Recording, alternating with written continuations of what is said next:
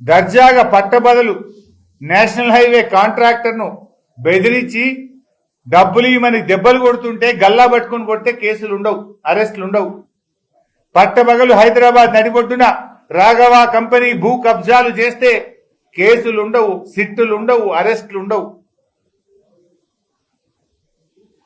హైదరాబాద్ నడిబొడ్డున గన్ను పెట్టి పారిశ్రామికవేత్తల వద్ద అక్రమంగా వసూళ్లు చేస్తే కేసులు ఉండవు, సిట్లు ఉండవు. నేను చెప్పలే కదా, కేబినెట్ మంత్రి సురేఖ గారి బిడ్డనే చెప్పింది. రేవంత్ రెడ్డికి అత్యంత సన్నిహితుడు రోహిన్ రెడ్డి పారిశ్రామికవేత్తకు ఘనత మీద తుపాకీ పెట్టి డబ్బులు వసూలు చేసిండు అని నేను చెప్పినా?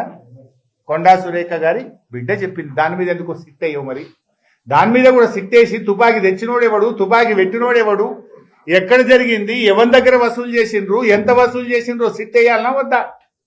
మరి దాని మీద ఎందుకు సిట్ అయ్యకపోతే రేవంత్ రెడ్డి? అంటే నువ్వు సెలెక్టివ్గా ఇస్తావా సిట్టు?